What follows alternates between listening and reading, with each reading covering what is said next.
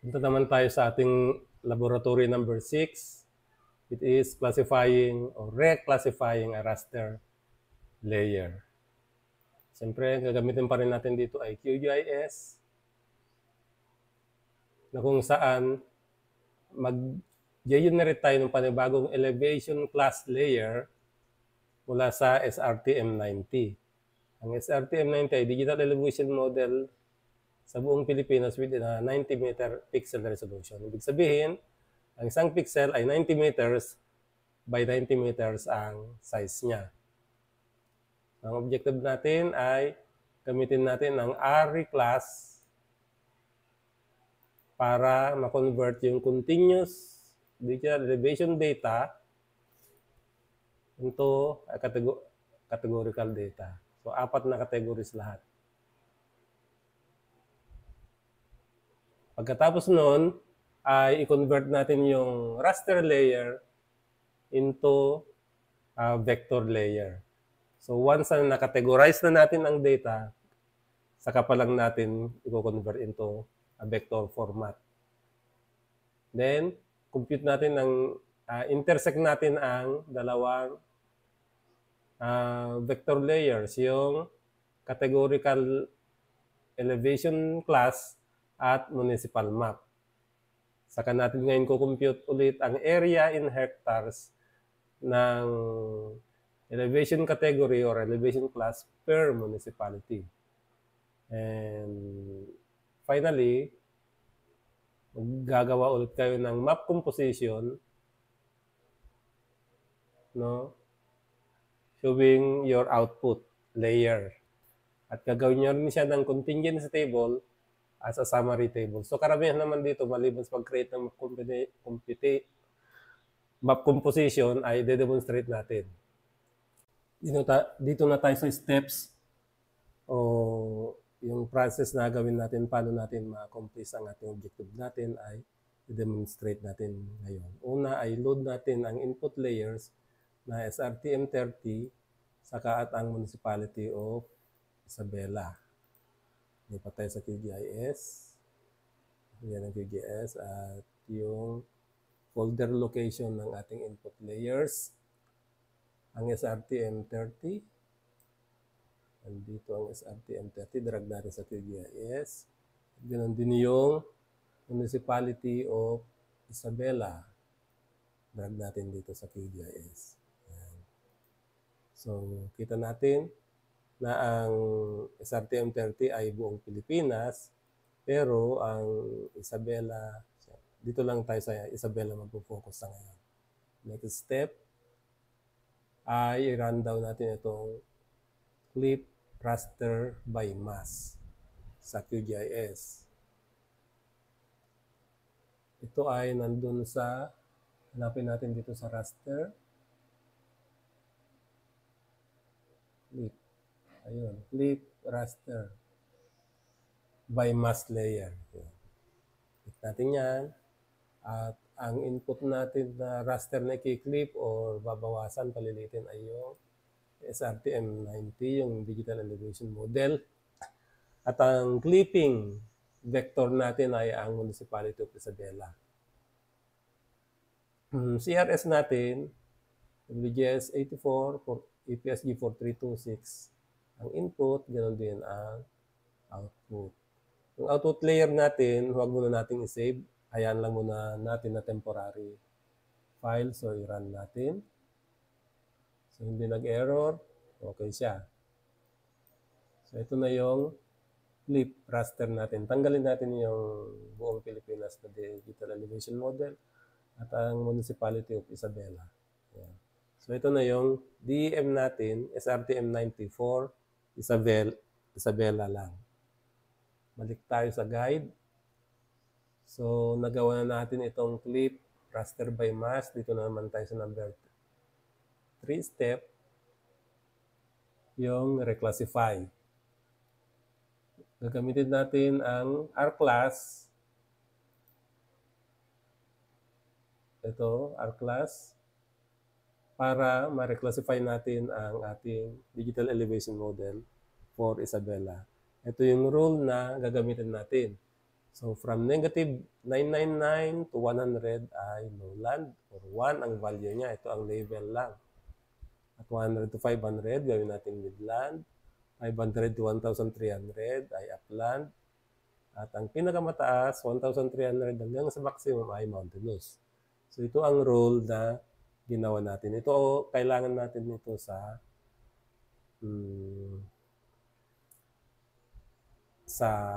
module na reclassify na gamitin natin. So, i-select natin ito and copy. Lipat tayo sa QGIS. Hanapin natin dito ang reclassify. Reclass. Yun, R-reclass ang gagamitin natin. I-click natin. Magre-reclass tayo. So, yung clip mask, ito ang gagamitin natin. As input, so alam na yan, nandun na siya. At ang rule, paste natin dito ang rule. Yan. So, lahat ng value sa dem natin na below 100 and below, magiging 1. 100 to 500, 2. 500 to 300, 3. And 1,300 and above ay 4 ang values niya. So, magiging 4 ang values ng output layer natin. Run natin ngayon. Tapos na. Hindi pa. Still running. Warning siya, pero hindi naman nag-error. So, okay na. Tapos na siya. So, ito na yung output ng pag-reclass natin. So, 1 lowland, malapit sa Cagayan River. At yung medyo mataas-taas, kulay bluish siya. At yung upland, kulay pink. Auto-color ito at yung mountainous ay kulay red. So, dun lang. Merong kulay red. Balik tayo sa ating guide. So, tapos na tayo sa number 3 step. Punta naman tayo sa number 4. I-convert daw natin yung output from raster to vector. Gamitin natin ang polygonized raster to vector. So, ito. Hindi na natin kailangan yung clip. Tingnan natin, raster to vector, conversion.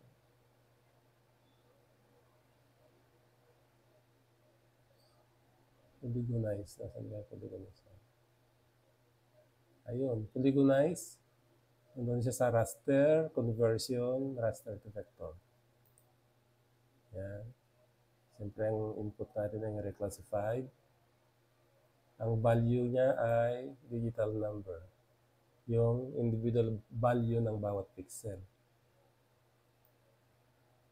At ang output niya, ayan lang muna natin siya sa temporary. Run na natin.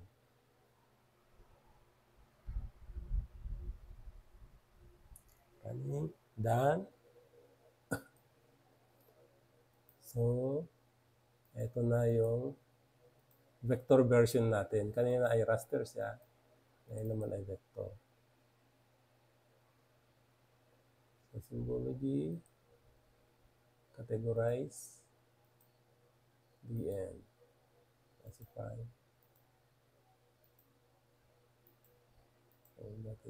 Okay.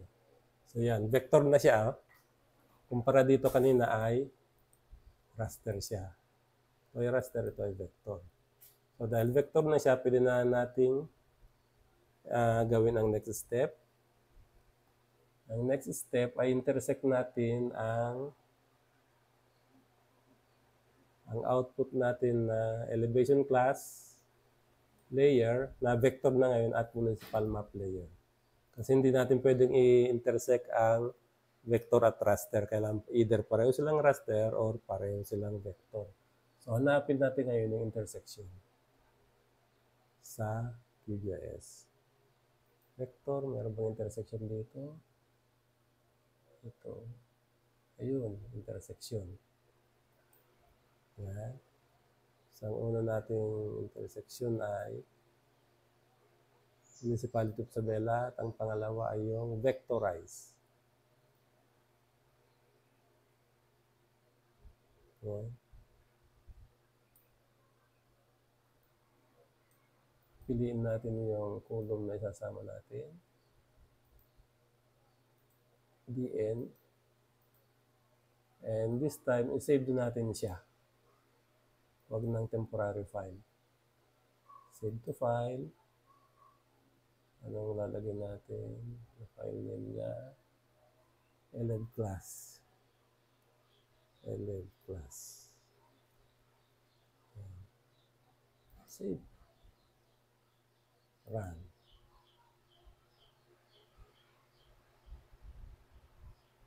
Tapos na. So, itong mga intermediate files natin, pwede nang tanggalin. Pero ito, open natin ang, baguhin muna natin ang symbology para matingnan natin. Categorize. DN. Classify. Remove. Okay. Yan. Yan na yung apat na elevation class natin. At ito naman yung mga municipalities. Ito na ang elevation class natin for Isabela. Ngayon, baguhin natin yung label niya sa properties. Ang legend pala, lagay natin dito ay lowland. Ito ay midland. Ito ay upland at mountainous.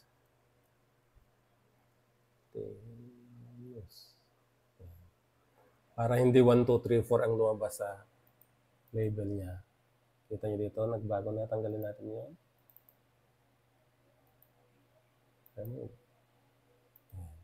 Para mas magandang tingnan yung mapa natin pag inayos natin, hindi siya 1, 2, 3, 4, kundi na categories into lowland, midland, upland, and mountainous. Although actual values nila ay 1, 2, 3, 4.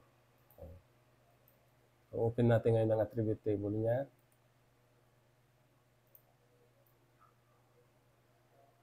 Yan. Label lang yon, hindi natin pinalitan yung label, hindi tayo naglagay ng label column dito. Balik tayo sa guide. So, ang next na gagawin natin ay field calculator. Gamitin natin ang field calculator para ma-compute ang area ng bawat polygon.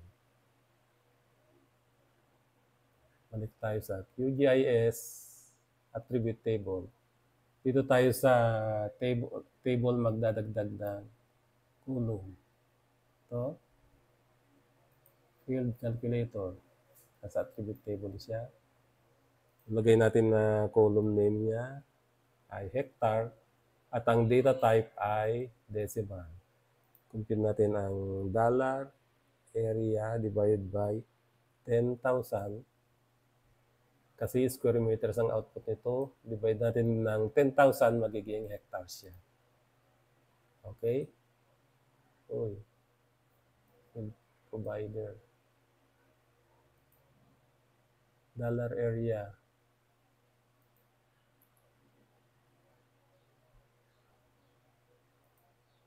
Yun. Hectares. Na-compute na yung hectare bawat polygon. Save natin and stop editing. Kailangan natin i-close para ma-reset yung data natin. Sa QGIS, open attribute natin ulit. Sinarado natin para ma-refresh yung data. Ngayon, kopyahin natin to, Ctrl A, Ctrl C. Lipat tayo sa Excel. New sheet. Paste natin siya. Paste. Yan. Tanggalan natin yung unnecessary column. Delete. And tingnan natin. Yan, selected lahat. May mga bungal-bungal siya, pero dapat i-select natin lahat. Yan. And sort. Nasaan yung sort? Data. Sort. Yan, sorted na siya by municipality. So, titingnan natin yung number of rows niya ay 2168.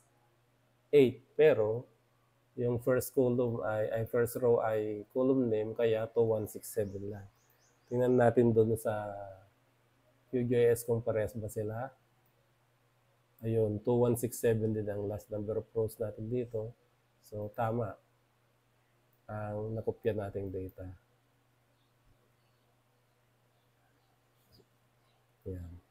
So, ang next na gawin natin ngayon ay, anong sabi dito sa guideline? Mag-generate tayo ng contingency table gamit ang Excel to compute the area per municipality and elevation class. Balik tayo sa Excel. Select natin ito. Insert. Pivot table. So, yung input, tama na. Yung output, ito ang lagay natin dito. Okay. Ang name to ang rows, ang DN ang columns, at ang hectares, total hectares. Ayan. Yan ang contingency table. Copy natin siya sa next sheet and place special values para ma-edit natin siya. So, baguhin natin to. Mag-insert tayo ng row. Gawin natin itong municipality. Ayan. I-merge natin yung first two rows. Center. Ayan. Merge din natin to. Center.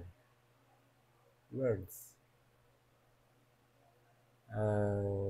Elevation. Class. At ito ay, siyempre, grand total. Merge din natin yan. Ito, palitan natin ng lowland, midland, upland, at mountainous. So, yan ang final table natin na gusto kong gawin nyo. Lagyan natin siya ng borders. Also, thick borders. I-bold natin yung grand total. Ito rin. Bold din natin. Ito pala, hindi siya naka-center. Ito, bold din natin. Formatin natin yung numeric para lagyan natin ng decimal na isang decimal lang. Or kaya, maski 0 decimal na, saka may 1,000 separators. So, dito tayo. Number,